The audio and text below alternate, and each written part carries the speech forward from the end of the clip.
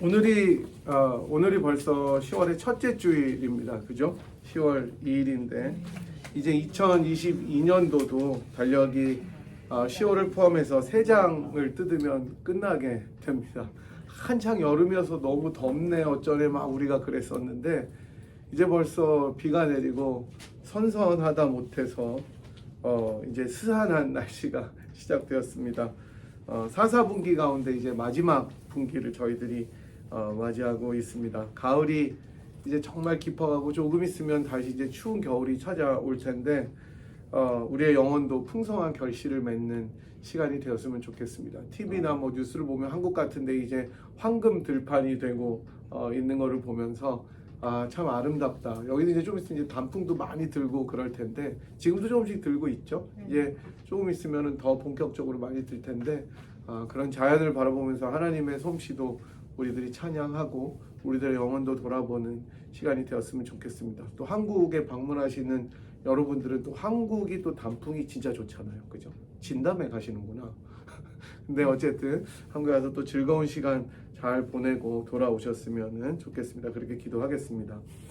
지난주부터 저희가 야고보서를 공부하고 있는데 살아가는 지혜, 열매 맺는 인생이라는 전체 제목을 가지고 말씀을 살펴보고 있습니다. 지난주는 특별히 저희들이 시험, 인내, 그리고 지혜라는 제목으로 우리들의 삶에 시험이 닥쳐올 때 왜 기뻐해야 되는지에 대해서 말씀을 나누었습니다. 그것은 바로 시험이 인내를 만들어서 우리로 하여금 온전한 하나님의 사람으로 자랄 수 있도록 해주기 때문이다라고 말씀드렸습니다. 시험을 통해서 이런 온전함을 이루기 위해서는 우리가 시험을 통과할 때 꼭 필요한 것이 지혜다라고 했는데 꾸짖지 않고 후히 주시는 하나님께 이러한 시험을 이기고 잘 견디어 나갈 수 있는 지혜를 달라고 전적으로 신뢰하며 구하면 하나님께서 분명히 후히 주셔서 우리로 하여금 시험을 잘 통과하게 하실 것이다 라는 것을 배웠습니다. 오늘은 두 번째 시간으로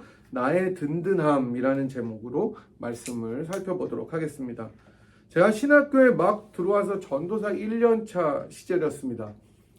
오래됐죠. 2001년이니까 21년 전인데 막 열정도 넘치고 그때는 진짜 아무것도 몰랐던 것 같은데 열심히 했었어요. 참 열심히 해서 제가 청년부를 했는데 주일 예배에 초청 강사 목사님이 오셨던 적이 있었습니다. 주일에 이제 초청 강사 목사님이 오신 부흥회는 아니고 이제 부르신 거예요. 노회에서 설교 시간에 한인 마트에서 시행했던 경품 행사에서 메르세데스 벤츠가 당첨되었다는 것을 정말 자랑스럽게 계속 말씀하셨던 기억이 있습니다. 사모님이 사실은 응모해서 당첨이 되셨는데 목사님이 그 차를 몰고 오신 것입니다. 그래서 뭐 주머니 돈이 쌈짓돈이니까요, 그죠? 아닌가? 네, 어제 어떤 목사님 설교를 들으니까 돈은 절대로 돌지 않는다. 우리 아내한테서만 돈다 그러더라고요.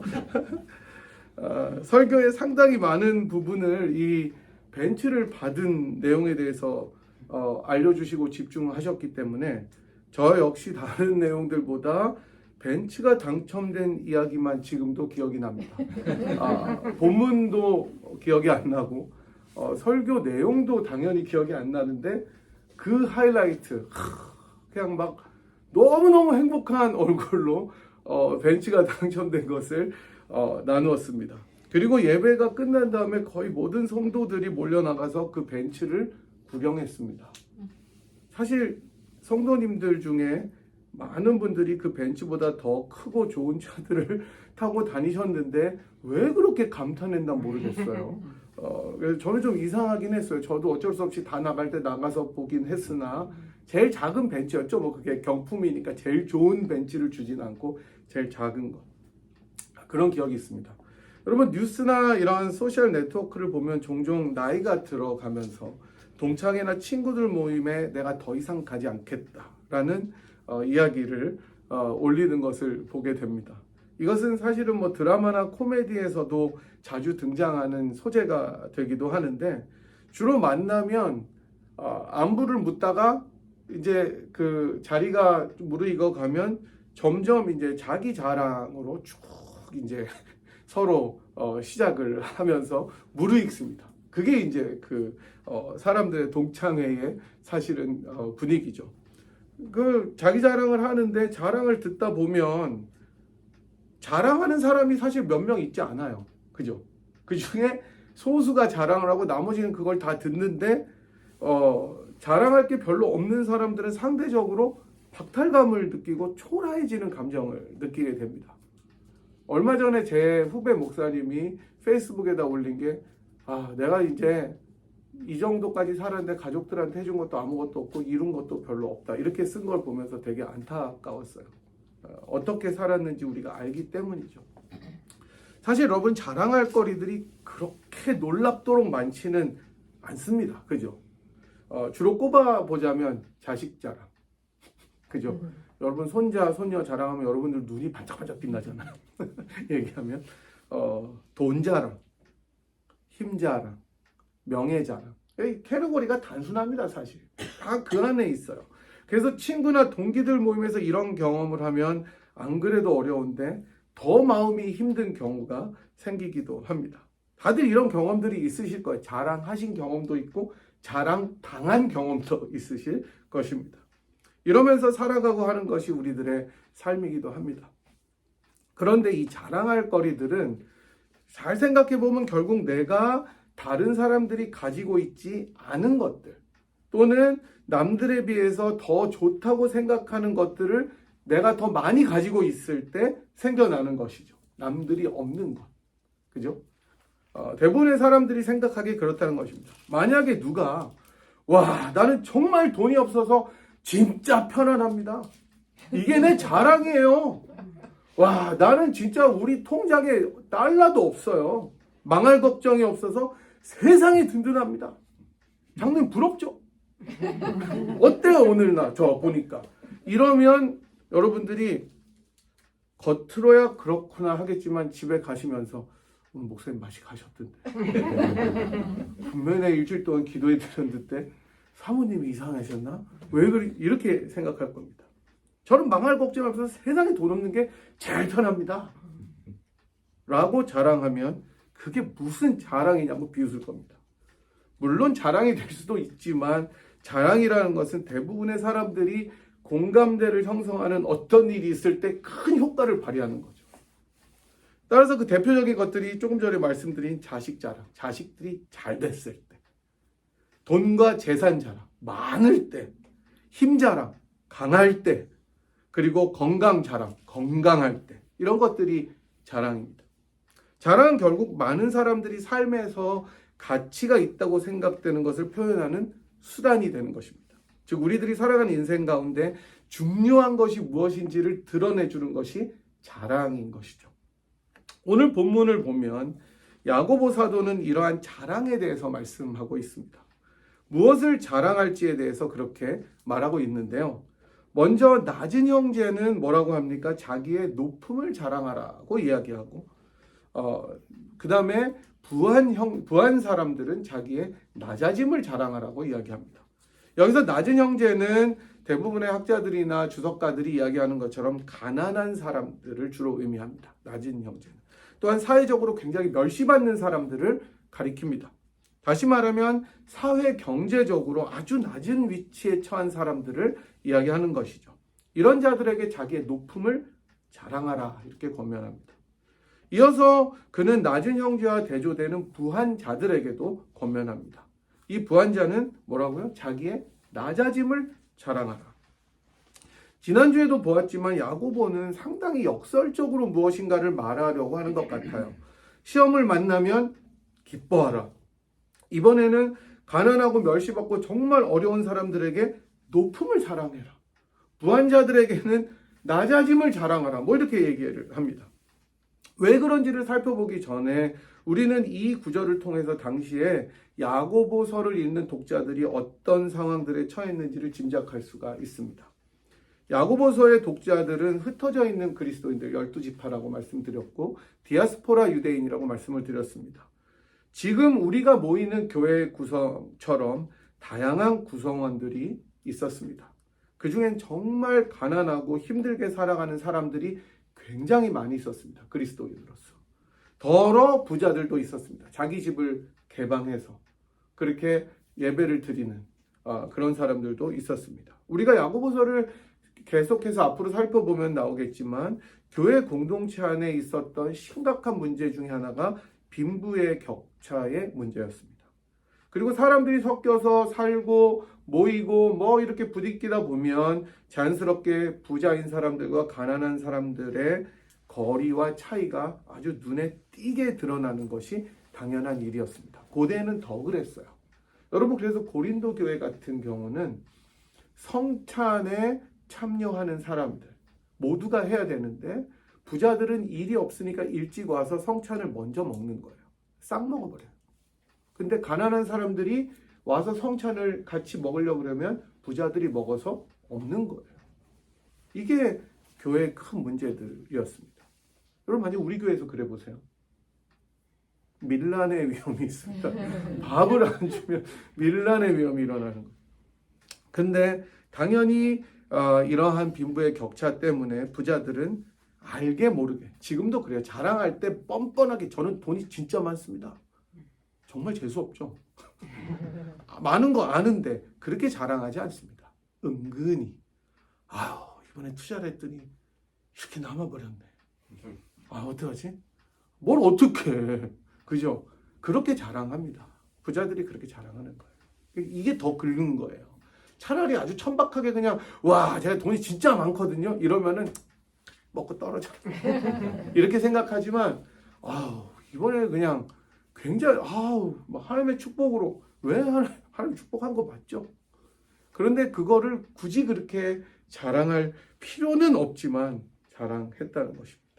어떻게 사실은 자랑했는지는 모르겠지만 사회 경제적 위치가 교회 위계 질서까지도 흔들었던 것 같습니다.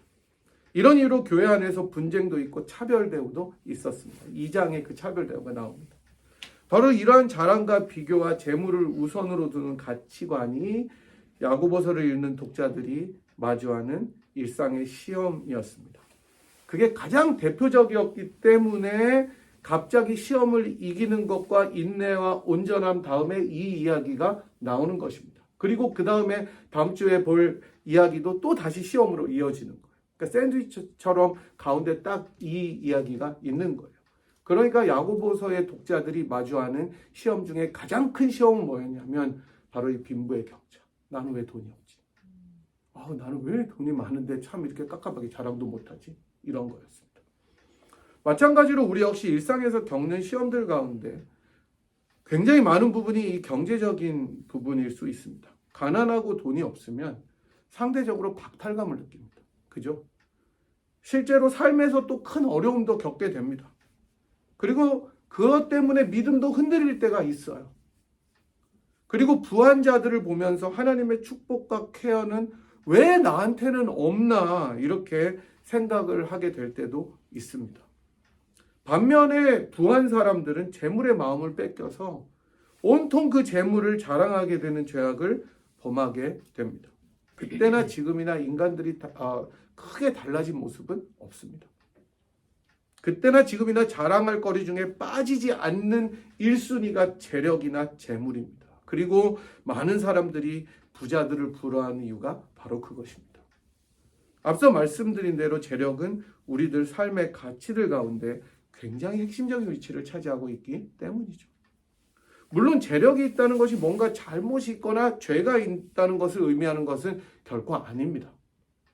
사실 저도 지갑에 그리고 통장에 돈이 제법 있으면 사실 그런 적이 거의 없으니까 잘 모르는데 없을 때보다 훨씬 든든합니다. 주의 곁에 있을 때 마음이 든든한 게 아니라 지갑에 돈이 있을 때 마음이 든든해지는 것은 왜일까요? 자랑까지는 아니더라도 큰 걱정이 별로 없어요. 근데 당장 내일 페이먼트가 없어요. 어떡할 거예요? 사실 구약 성경에서 하나님께서 복을 주시고 은혜를 주시는 사람들은 많은 경우에 부한 자들이었습니다. 구약에서. 그래서 부자는 하나님 축복의 상징이고 표시였습니다. 늘 문제는 뭐냐 하면 그 재물을 자기 삶의 기반과 근거로 삼는 게 문제가 되는 거였어요. 누가복음 12장에 등장하는 어리석은 부자의 비유 잘 아시죠? 재물을 모으고 재물이 너무 많아서 창고를 레노베이션 해요. 그게 문제는 아닙니다. 죄도 아니었어요. 하지만 그 재물이 자기를 지켜줄 것이라고 믿었던 그 생각. 그래서 하나님 없이도 내 인생은 편안하고 앞으로 더 견실하게 될 거라는 오판이 잘못되었다고 주님께서 이야기하십니다. 결국 부한자들도 똑같이 가난한 자들과 같이 인생을 마감할 날이 오고, 그렇게 된다면 그 쌓아둔 많은 재산과 재물들은 아무 소용이 없게 될 것이라고 말씀하시는 것입니다. 그렇기 때문에 내 삶의 든든함의 시큐리티의 기초를 재물에 두지 말라고 성경은 이야기하고 있는 것이죠. 본문을 통해서 야고보는 그의 독자들이 자랑의 근거로 삼고 있는 사회 경제적 기반 가운데 특히 재물이 우리들의 자랑의 근거와 가치관의 핵심을 차지해서는 안 된다라는 것을 알려주고 있습니다. 야고보는 특히 부자들에게 더 긴 섹션을 할애해서 긴 말로 경고합니다. 부한자들의 인생 역시 프레복과 같이 지나간다는 것입니다. 여러분, 돈이 쇠하는 것이 아닙니다. 여러분이 이 세상을 떠날 때도 돈은 그대로 있습니다. 돈이 없어지지 않아요. 누가 없어지는 거예요? 사람이 없어지는 거예요. 사람. 부한자들의 인생이 그렇다는 것입니다. 결국은 해가 돋고 뜨거운 바람이 불어서 풀을 말리면 꽃이 떨어져 그 모양의 아름다움이 없어지는 것처럼 쇠잔하게 될 것이다. 이렇게 야고보가 말합니다. 한때 좋았던 시절은 그 시절로 끝나게 되는 것이 인생입니다. 아무리 돈이 많아도. 여러분, 삼성 이병철 돈 갖고 갔어요? 아들이 다 가졌어요, 지금. 그 아들은 죽으면 어떻게 됩니까? 또 누군가 가지는 거예요. 자기가 가는 겁니다. 그게 인생이라고 이야기하는 것입니다. 우리가 작년 이맘때 전도서에서 살펴보았던 것처럼 모든 영화, 모든 부, 모든 명예를 다 누렸던 전도자도 결국 인생의 끝에서 발견하는 것은 헛됨과 허무함이었다. 이렇게 보았던 것처럼 부자들의 인생 역시 그렇다는 것입니다. 그러니 부를 자랑하지 말고 너의 낮아짐을 자랑하라고 이야기를 하고, 낮은 자들은, 힘든 자들은 높음을 자랑하라고 말씀합니다. 이 말씀은 결국 신자들이 자기의 존재의 가치와 가치관과 자랑의 근거를 어디서 발견해야 하는지를 알려줍니다. 그것은 바로 그리스도 안에서 발견하라고 말씀하시는 것입니다. 2장 5절을 여러분 한번 찾아서 같이 읽어보면 좋겠습니다. 2장 5절에는 이렇게 이야기하는데 같이 2장 5절 한번 찾아서 읽어보도록 하겠습니다. 시작. 네. 사랑하는 형제들아 들을지어다. 하나님이 세상에서 가난한 자를 택하사 믿음에 부유하게 하시고 또 자기를 사랑하는 자들에게 약속하신 나라를 상속으로 받게 하지 아니하셨느냐. 아멘. 여러분, 그렇습니다. 가난한 자들은 하나님께서 믿음으로 부유하게 하신 이들이다 라고 말씀하시고 주 안에서 주님께서 직접 높이신 자들이다 라고 말씀합니다. 누가복음의 1장에 나오는 마리아의 노래에서도 하나님께서 부자들을 빈손으로 돌려보내시고 비천한 자를 높이시고 줄이는 자를 좋은 것으로 배불리는 분이시라고 말씀합니다. 부자든지 가난한 자든지 그 누구든지 그리스도 안에서 자기의 가치를 발견하고 그 토대에서 인생을 살아가야 된다고 이야기합니다. 그러니까 이 야고보서에서 말하는 것은 세상이 주는 가치관과 성경적인 가치관의 싸움입니다. 그게 그리스도인의 가치관입니다. 세상에서 아무리 재물과 돈이 우선시되고 그것에 따라 나의 삶이 결정되고 나의 삶의 질이 평가되고 나의 삶의 레벨이 평가된다고 하더라도 그리스도 안에서 신자가 된 사람들은 그러한 사회 경제적인 위치가 아니라 그리스도 안에 있는 위치를 늘 기억하면서 살아야 된다고 이야기하는 것입니다. 그래서 과연 나의 든든함은 내가 가지고 있는 something이 아니라 오직 그리스도임을 기억하라고 말씀하시는 것입니다. 여러분, 오늘 찬양 들었잖아요. 참 성령님이 놀라우신 게 둘이 안 짰어요. 오늘은 진짜 뭐 하는지도 몰랐어요. 의논 안 했어요. 그래서 제가 물어봤어요. 이게 오늘 이거 한다 그러길래 혹시 당신 이 말씀 읽고 반주자 집사님이랑 의논했냐? 했더니 안 했대요. 했다 그래야 내가 감탄을 하는데. 근데 여러분 송명희 시인 아시죠? 어려서부터 뇌성마비로 온 사지를 쓰지 못하고 이렇게 구부러진 채로 사는 분입니다. 그분이 작사하신 게 나예요. 나 가진 재물 없으나, 나 남이 가진 지식 없으나, 나 남에게 있는 건강 있지 않으나, 나 남이 가진 것 있다는 거예요. 그게 뭐예요?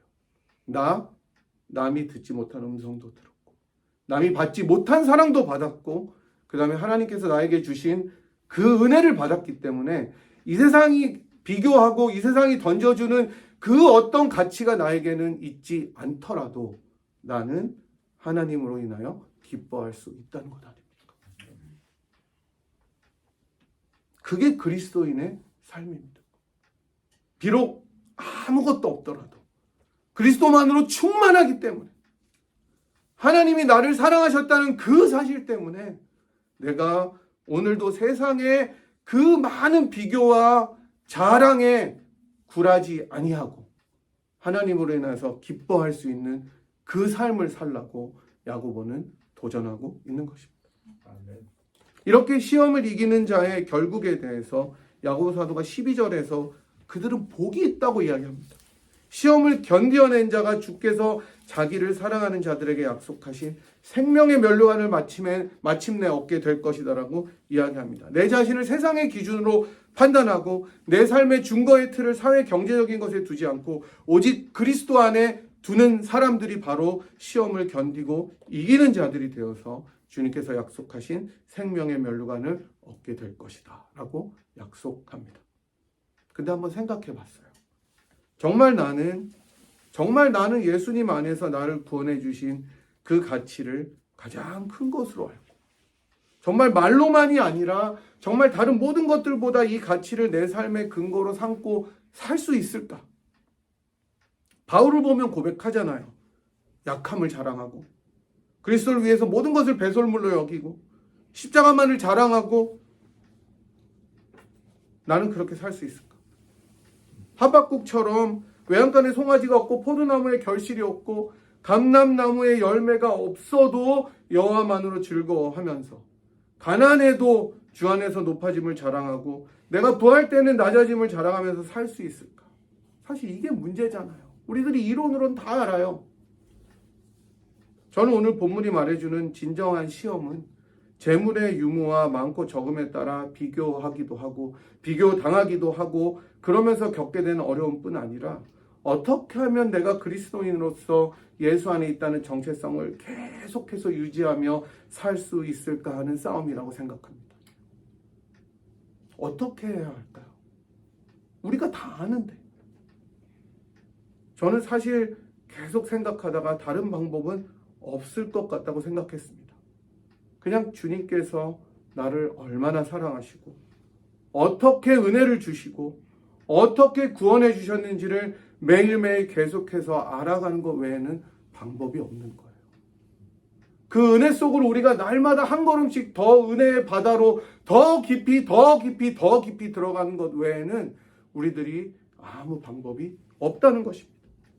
그래서 바울은 내가 아직 잡은 것으로 여기지 않고 계속해서 앞에 있는 것을 잡으려고 달려간다고 이야기했던 것입니다.